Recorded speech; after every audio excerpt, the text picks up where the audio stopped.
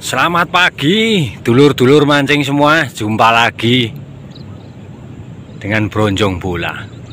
Untuk kali ini kita bahas dari request rekan-rekan yang paling banyak, yaitu tentang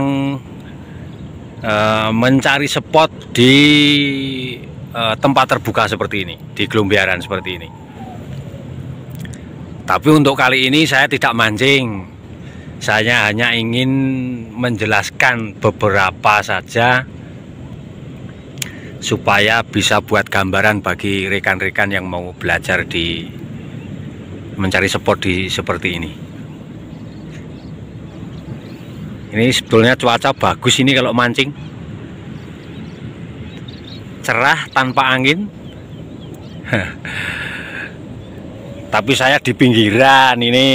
Ya, ini saya tidak mancing ini kali ini. Nah, ini motor saya. Nih. Pemandangannya sangat cantik.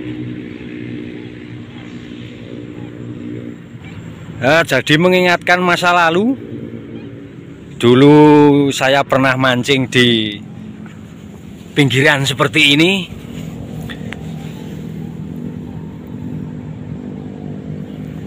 Jadi sebetulnya video-video yang saya buat itu adalah saya khususkan buat rekan-rekan yang mancing di pinggiran seperti ini untuk saya ajak memancing pakai sampan atau perahu seperti itu. Kelihatan enggak ya perahunya ya? Nah itu perahu milik petani. Karena hasilnya lebih lumayan yang pakai perahu. Bisa bebas pilih spot, nyari-nyari spot, luas spotnya.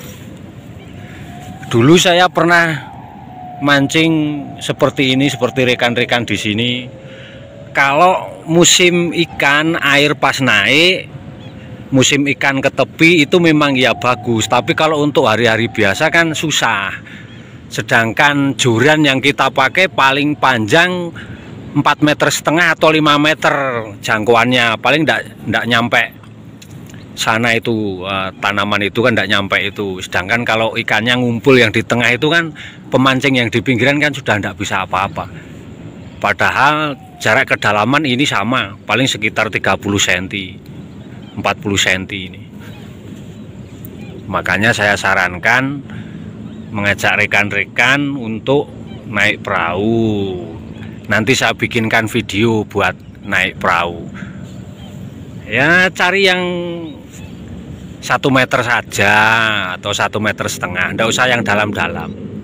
Kalau nggak bisa berenang ya beli baju pelampung. Nggak usah malu. Yang penting kan safety, keamanan itu penting. Oke, nggak usah panjang lebar.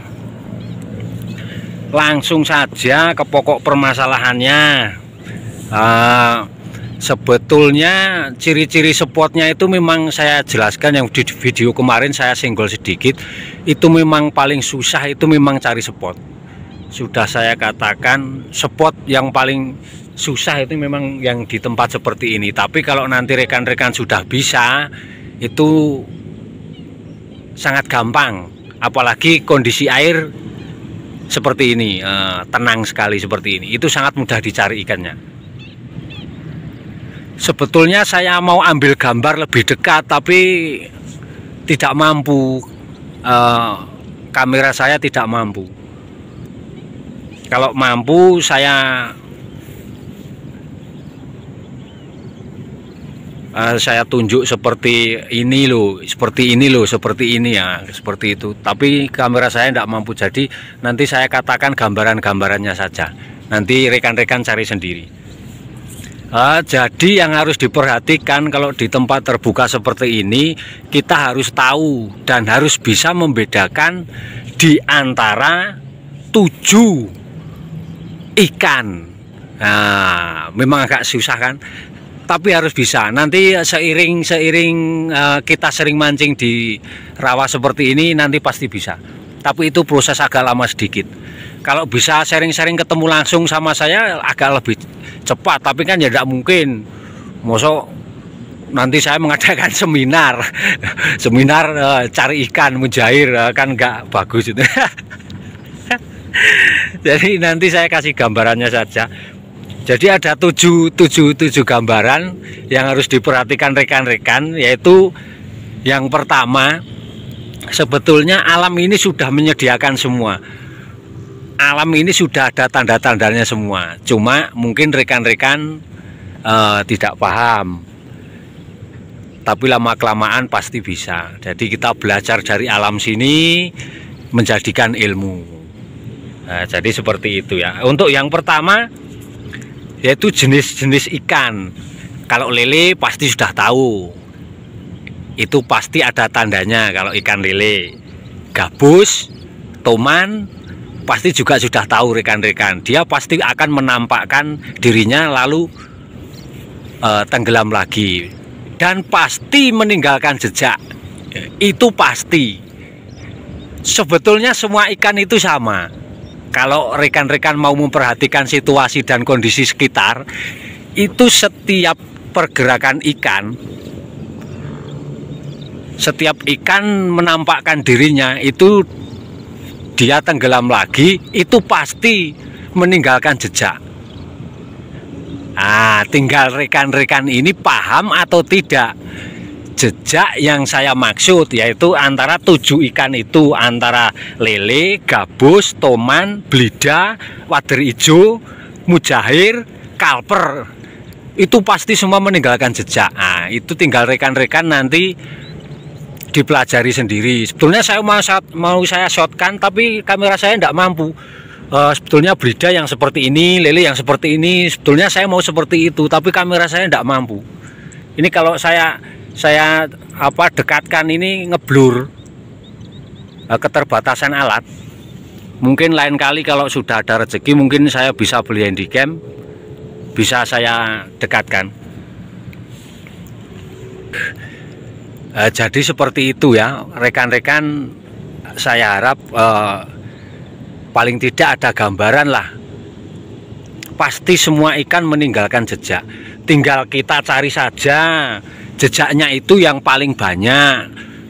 Ini seluas ini itu belum tentu ada satu segerombolan yang banyak, itu belum tentu. Kalau ikannya, saya yakin di tempat seperti ini pasti ada ikannya. Kita mau mancing pasti ada, tapi kan cuma 1-2 ekor. Yang saya maksud kan yang segerombolan itu. Nah, itu nanti dicari, pasti ada. Kalau saya tidak peduli kedalamannya, yang penting tidak lebih dari 3 meter. Kalau yang saya carinya yang 2 meter saja. Yang 2 meter turun, 1,5 meter atau 1 meter, itu biasanya ikan menunjukkan di mana dia berada. Jadi jangan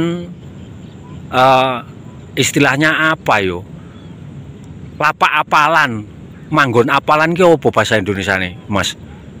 Wong Jawa ya mumet to ning anu ki. Jadi misalkan kita lihat postingan, wah kono kae sing apik sebelah Branjang, misalkan seperti itu besok di jenengan ke sana itu tempatnya sudah enggak seperti itu, ikannya sudah pindah. Jadi kita harus punya pedoman sendiri, harus cari sendiri, harus tahu tanda-tandanya yang saya maksud tadi. Itu yang saya sebutkan di video pertama, kalau tidak salah 4 tanda-tanda itu termasuk skill, umpan, spot, dan nganu itu harus diperhatikan. 4 itu harus hafal semua. Kalau 4 itu hafal semua, insya Allah gabluk sudah tidak ada lagi.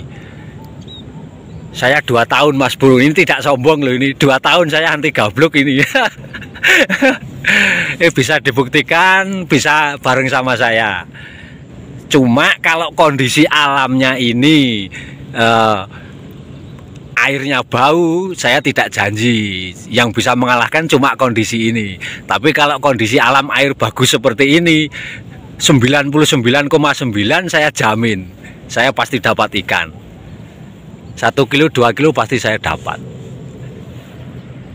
Jadi buat rekan-rekan bisa inbox kalau yang tidak yang apa namanya, kalau yang malu mau komen di sini ya bisa inbox di nanti saya kasih linknya Facebook saya di bawah ini nanti. Saya sarankan bagi rekan-rekan yang masih sering gabluk, yang saya maksud adalah yang seperti saya. Kan pemancing ada 3 kelas, yang di bawah, yang di tengah, sama yang senior. Kalau saya di tengah saja, saya tidak mau jadi yang senior, saya mau jadi yang di tengah. Tapi saya ingin menuntun yang rekan-rekan saya yang di pinggiran ini untuk saya ajak mancing yang di sana. Itu tujuan saya. Daripada saya hanya pamer foto, lebih baik saya buatkan bocoran-bocorannya sedikit-sedikit buat rekan-rekan, nanti ada gambaran biar bisa sama-sama mendapatkan hasil, kan seperti itu. Nah, ini sedikit berbagi pengalaman ya saudaraku. Jadi misalkan kemarin itu gabluk, itu diusahakan jangan dipakai lagi. Cara mancingnya harus dirubah total. Itu sedikit saran dari saya. Mencoba hal-hal baru itu bagus. Jadi seperti itu ya buat rekan-rekan. Ada gambaran sedikit dari saya. Semoga menjadikan ilmu. Kalau ikan mujair di spot seperti ini bisa disimpulkan kalau lagi ngumpul di seperti ini biasanya bertahan 1 minggu lebih. Kalau di tempat seperti ini bisa rekan-rekan cek sendiri. Kalau air naik biasanya ikan di tempat sawan seperti ini. Kemarin ada yang tanya, wah mas sampai jadi YouTuber dan luwes matuk. Wah saya ini ndak niat jadi YouTuber, saya cuma mau menyalurkan ilmu dan hobi ya. Nah, dengan cara ya seperti ini saya buatkan video, semoga bermanfaat bagi rekan-rekan semua. Oke saudaraku, saya rasa seperti itu. Ini saya sudah bicara panjang lebar ya, cuma belum bisa menunjukkan perbedaan satu-satunya dengan lain. Itu memang keterbatasan alat dari saya. Mungkin kapan-kapan kalau sudah ada rezeki saya bisa beli kamera yang bagus, nanti saya buatkan. Oke saudaraku, semoga bermanfaat. Tetap semangat, sehat selalu buat Anda. Pokoknya mak selap anti boncos.